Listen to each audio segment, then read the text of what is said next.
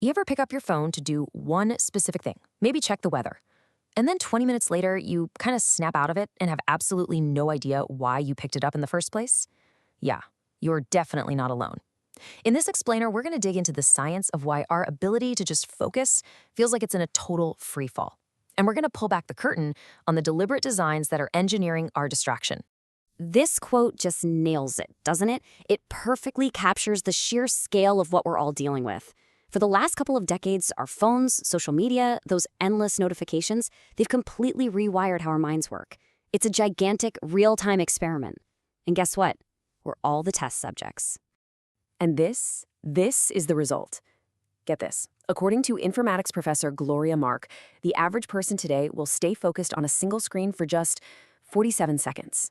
Let that sink in. It's a shocking number, and it really sets the stage for what we've lost.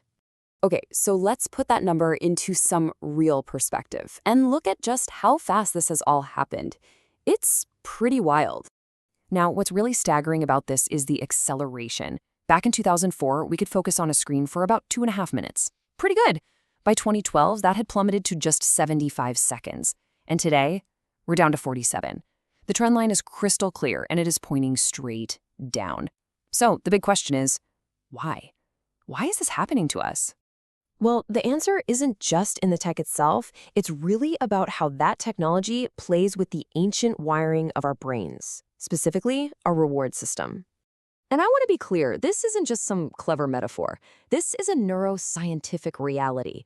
The exact same psychological tricks that make a slot machine in Vegas so ridiculously addictive are, right now, being used by the apps in your pocket.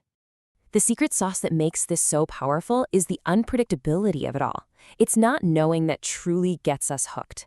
Think about it. If a slot machine paid out every single time, it would get boring fast. And if it never paid out, you just walk away. But because you never know if the next pull is the big one, you just keep pulling that lever. And this table just brilliantly shows how we're all pulling that digital lever all day, every day. Every time you pull down to refresh your feed, or check a notification, or swipe to the next video, you're spinning the wheel. You might get a fun like, which feels great, or you might get nothing. It's that maybe, that tiny bit of uncertainty, that triggers a little hit of dopamine in your brain, training you to come back again and again and again. Now, here's the most important part to understand. This whole system is not an accident, not even close. It's the result of a very deliberate, very sophisticated design philosophy. There's actually a name for it: persuasive design. Tech platforms aren't just giving you a service anymore. They are actively engineering experiences to keep you glued to the screen for as long as possible. And they do it by targeting the parts of your brain that are the hardest to control. This is a huge shift from technology as a simple tool to technology as a trap. And designers often use a framework that looks just like this. It's called the hooked model. It's a simple, powerful loop. It all starts with a trigger, maybe a buzz in your pocket, or just that internal feeling of, ugh, I'm bored. That leads to a super simple action, like a swipe or a tap. That action delivers that oh-so-important variable reward. And finally, you make a tiny investment. You drop a like or a comment, which of course loads the trigger for the very next loop. This whole hooked model is built on a few key design tricks. The first, and maybe most famous, is infinite scroll. Remember when web pages used to end? There was a bottom. That was a natural stop cue. It gave your brain a little moment to decide if you wanted to keep going. By getting rid of that, apps create this bottomless feeling, kind of like a casino floor with no clocks and no windows. You just keep going. Oh, and then there's autoplay. This one is so powerful because it removes friction. You don't have to make a conscious choice anymore. The next video just starts. It takes advantage of our natural laziness, really. The path of least resistance is to just keep watching, keeping you on the platform without you ever having to lift a finger.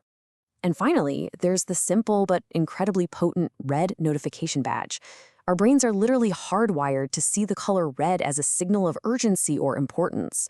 So that little red dot creates what psychologists call an open loop in your mind. It feels like an unfinished task that you are just compelled to close. You have to open the app just to make the red dot go away. So we're all hooked. What's the cumulative effect of all these dings and notifications and constant context switches? Well, the cost is enormous. It's impacting everything from our personal productivity to the entire global economy. A lot of us feel like we're being super efficient when we're juggling emails and Slack messages and our actual work. But the research from the American Psychological Association shows the exact opposite. What we call multitasking is really just rapid task switching, and it can slash our real productivity by up to 40%. And this is why that loss is so massive. Research shows it takes our brains over 23 minutes to fully get back into a state of deep focus after just one tiny digital interruption. 23 minutes. And when you think about the fact that the average worker gets interrupted every few minutes, well, you can see the problem.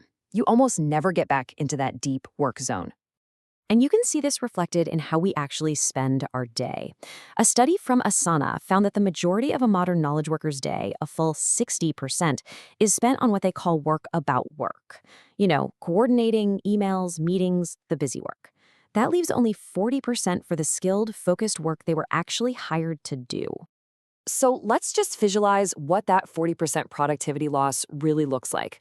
It basically shrinks a standard 8-hour workday down to less than 5 hours of actual effective work.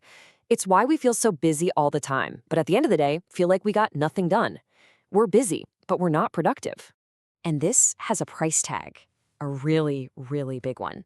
According to a study by Economist Impact, just in the U.S. economy alone, all this lost focus from workplace distractions cost nearly $500 billion.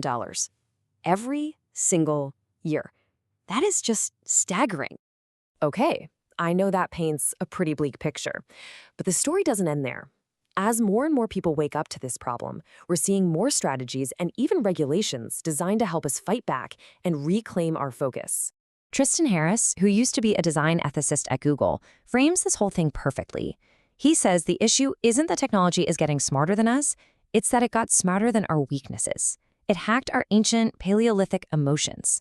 He calls this whole system human downgrading, and he argues that fixing it is the challenge of our time. So how do we actually fight back? Well, it's all about reintroducing those stop cues that persuasive design has worked so hard to remove. Simple stuff, really.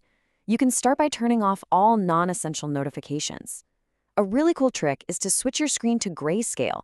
It makes the whole experience way less rewarding. You can set app timers to create some friction. And on a bigger scale, we're starting to see regulatory action, like the EU's Digital Services Act, which is beginning to take aim at some of these addictive design features. So, we'll end with this question. The entire digital world we live in was built to mine our most valuable resource, our attention. When your attention is literally their product, the ultimate question we have to ask ourselves is, who's really in control? Hopefully, after watching this, the answer is a little more in your hands.